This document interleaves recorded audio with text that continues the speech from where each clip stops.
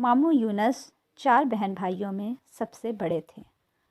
انہوں نے میٹرک تک تعلیم حاصل کر رکھی تھی۔ باقی بہن بھائی ان پڑھ تھے۔ گاؤں کے لوگ ماموں کو چودھری کہتے تھے۔ علاقے میں بھی ان کا کافی اثر و رسوخ تھا۔ علاقہ ناظم سے ان کی دوستی تھی۔ نانا کی 40 ایکڑ اراضی تھی جو نانا کی وفات کے بعد انہوں نے پٹواری اور تحصیلدار سے ساز باز کر کے اپنے نام کروا لی۔ جب دوسرے بہن بھائیوں کو پتہ چلا تو وہ اپنے حصے کی زمین مانگنے لگے۔ ماموں نے زمین دینے سے انکار کر دیا اور کہا، والد صاحب نے مرنے سے پہلے ہی زمین میرے نام کروا دی تھی۔ چاچو گاؤں کے چند بڑوں کو لے کر اس کے پاس گئے۔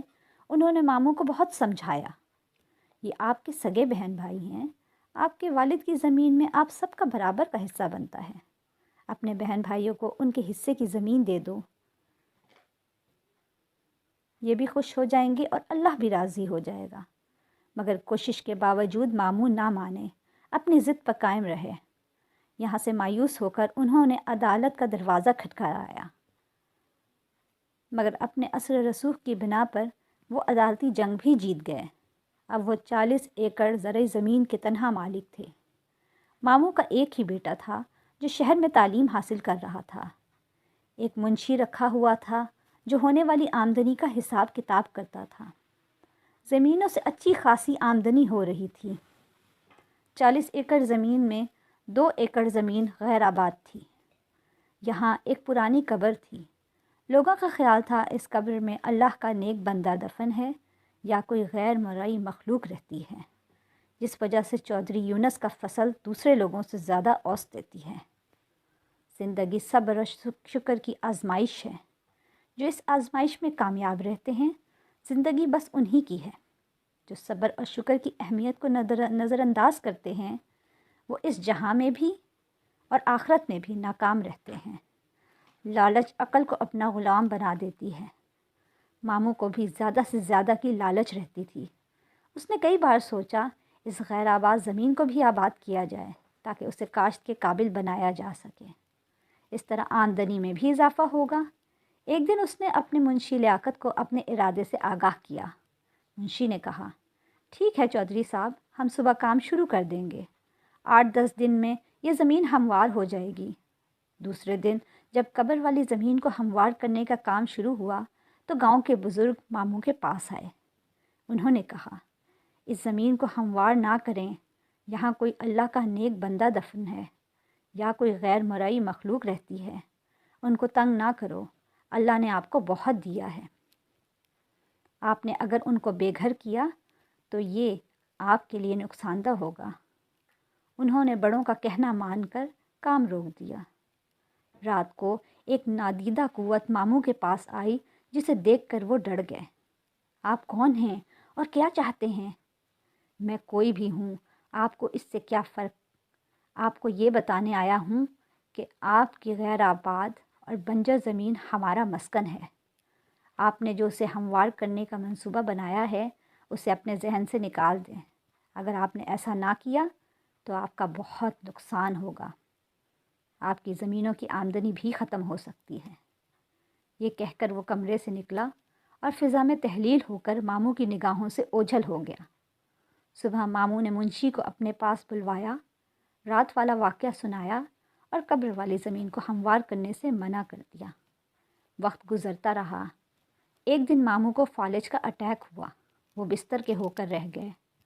زمینوں کی دیکھ بھال اب ان کے بس کا کام نہیں تھا، لہٰذا ان کا بیٹا حارث تعلیم ادھوری چھوڑ کر واپس گاؤں آ گیا۔ اب وہ زمینوں کی نگرانی کرتا۔ اپنے باپ کی طرح حارث نے بھی غیر آباد زمین کو ہموار کر کے اسے قابل کاشت بنانے کا ارادہ کر لیا۔ اس سلسلے میں جب اس نے منشی سے بات کی تو اس نے کہا، پہلے بڑے چودھری سے بات کر لیں، انہوں نے یہ زمین آباد کرنے سے منع کیا۔ حارث نے اپنے والد صاحب سے بات کی۔ ماموں نے بتایا، یہاں غیر مرئی مخلوق رہتی ہے اور اپنے ساتھ پیش آنے والا واقعہ بھی بیان کیا۔ یہ جن بھوت والی باتیں سب جھوٹی ہوتی ہیں، ان کا حقیقت سے کوئی تعلق نہیں ہوتا۔ ہم نے اپنی زمین آباد کرنی ہے، کسی کی زمین پر قبضہ تو نہیں کر رہے جو ہمارا نقصان ہوگا۔ اگر یہاں نادیدہ قوتیں یا جن بھوت وغیرہ رہتے ہیں تو وہ کہیں دوسری جگہ جا کر آباد ہو جائیں گے۔ حارث کی باتیں سن کر ماموں پریشان ہو گئے۔ انہوں نے اپنے بیٹے کو بہت سمجھایا مگر وہ نہ سمجھا۔ منشی نے بھی اس کا حوصلہ بڑھایا۔ پھر جیسے ہی ٹریکٹروں نے کام شروع کیا، مغرب کی طرف سے کالی گھٹا اٹھی۔ دیکھتے ہی دیکھتے اس نے پورے گاؤں کو اپنے لپیٹ میں لے لیا۔ ہر طرف گرد و غبار اور اندھیرا چھانے لگا۔ اس طوفان سے صرف مسجد محفوظ تھی۔ پھر قبر والی جگہ پہ زوردار دھماکہ ہوا۔ کام کرنے والے ٹریکٹر کلابازیاں کھاتے ہوئے خشک پتوں کی طرح دور جا کر گرے۔ یہی حال ڈرائیوروں اور کام کرنے والوں مزدوروں کا تھا۔ ہم آج کسی کو نہیں چھوڑیں گے، ہم تمہارے نام و نشان کو مٹا دیں گے، تم نے ہمارا آرام و سکون برباد کیا، ہمارے بچوں کو مارا، ہم تمہاری نسل کو مار ڈالیں گے۔ یہ آوازیں اس قدر خوفناک اور کرخت تھیں کہ ہر ذی روح کو خوف آنے لگا۔ ہر طرف آہ و بکا اور قیامت صغریٰ برپا تھی۔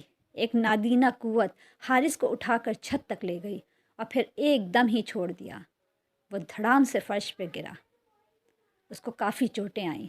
بھلا ہو اس مؤذن کا جس نے اللہ اکبر کہہ کر ظہر کی اذان شروع کی۔ اذان کے کلمات سنتے ہی ہر طرف سکون ہو گیا۔ گاؤں کے لوگ مسجد کی طرف دوڑے۔ مسجد کا صحن زیادہ وسیع نہیں تھا کہ گاؤں کے سارے لوگ اس میں سما سکتے۔ لوگ امام مسجد سے دعا کی اپیل کرنے لگے۔ امام مسجد نے دعا کرائی، اے مخلوق خدا، ان غریب لوگوں کا تو کوئی قصور نہیں، یہ چودھری کے ہاں مزدوری کر کے اپنا اور بچوں کا پیٹ پالتے ہیں۔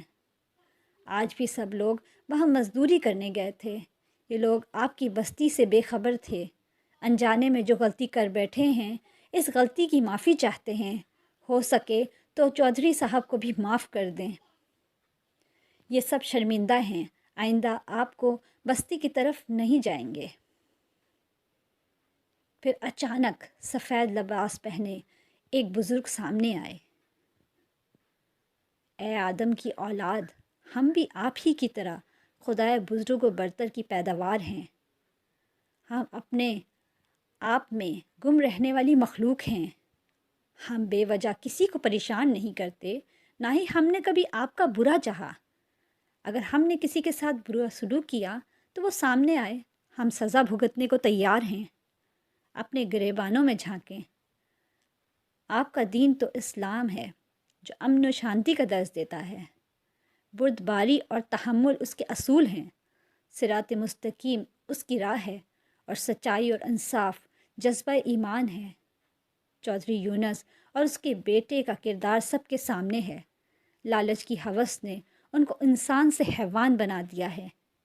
جھوٹی شان و شوکت بڑھانے کے لیے انہوں نے اپنوں کا حق مارا ہے۔ بہن بھائیوں کی زندگی عذاب بنا دی۔ جاؤ، ہم نے تمہیں معاف کیا، پھر کبھی بھول کر بھی ہماری بستی کی طرف مت آنا۔ دوبارہ غلطی کی تو ہم معاف نہیں کریں گے۔ یاد رکھو، اس وقت ہم خوف خدا سے آپ لوگوں کو معاف کر رہے ہیں، مگر چودھری یونس اور اس کے بیٹے کو کبھی معاف نہیں کریں گے۔ ان کو ہم تڑپا تڑپا کر مار دیں گے۔ ہم ان کو ضرور سبق سکھائیں گے۔ انہوں نے اپنوں کے ارمانوں کا خون کیا، ہماری بستی کو گرایا۔ یہ معافی کے حقدار نہیں۔ ان کو معافی اسی صورت مل سکتی ہے اگر یہ اپنے بہن بھائیوں کو ان کے حصے کی زمین واپس کر دیں اور دوبارہ کبھی ہماری بستی کا رخ نہ کریں۔ سب لوگ گردنیں جھکائے ان بزرگ کی باتیں سن رہے تھے اور ان کی دہشت سے ہر کوئی کانپ رہا تھا۔ اب میں جا رہا ہوں۔ اگر چودھری صاحب نے ہماری بات نہ مانی تو ہم اس کو عبرت کا نشان بنا دیں گے۔ وہ بزرگ چند قدم پیچھے کی طرف اور پھر اچانک غائب ہو گئے۔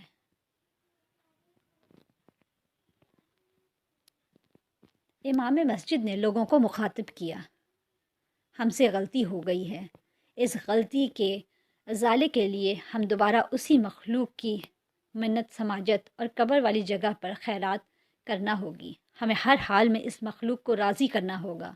اگر ہم نے ایسا نہ کیا تو پورا گاؤں راکھ کا ڈھیر بن جائے گا۔ اسی وقت گاؤں کے ہر بندے نے اپنی حیثیت کے مطابق امام مسجد کو پیسے جمع کروائے اور شام کو قبر والی جگہ پر خیرات کی گئی۔ ماموں یونس نے اپنے بہن بھائیوں کو وہاں بلوا کر ان کے حصے کی زمین دے دی۔ گاؤں کی رونق پھر سے بحال ہونے لگی، لیکن ماموں کی حالت پہلے سے زیادہ خراب ہو چکی تھی۔ ایسا محسوس ہو رہا تھا کہ ماموں کا آخری وقت قریب آ چکا ہے۔ گاؤں کے بڑے عیادت کے لیے آتے تو وہ مشورہ دیتے، چودھری صاحب اپنے بہن بھائیوں کو راضی کر لو، ان سے معافی مانگ لو۔ بڑوں کی بات مان کر ماموں نے بہن بھائیوں کو اپنے پاس بلوایا، اپنے کیے کی معافی مانگی۔ سب بہن بھائیوں نے اسے معاف کر دیا۔ ایک بار پھر جنات کی بستی میں خیرات بانٹی گئی۔ لوگ خیرات کے چاول کھا رہے تھے کہ ایک دم ایک لمحے کے لیے سب کچھ روشن ہو گیا۔ امام مسجد نے کہا، جنہوں نے دل سے چودھری صاحب کو معاف کر دیا ہے۔ دوسرے دن حارث نے اپنے والد کو شہر کے ایک ہسپتال میں داخل کرا دیا۔ وہ آہستہ آہستہ تندرست ہونے لگے۔ 1 ماہ ہسپتال میں رہنے کے بعد وہ گھر آ گئے۔ ماموں اب مکمل طور پر صحت یاب ہو چکے تھے۔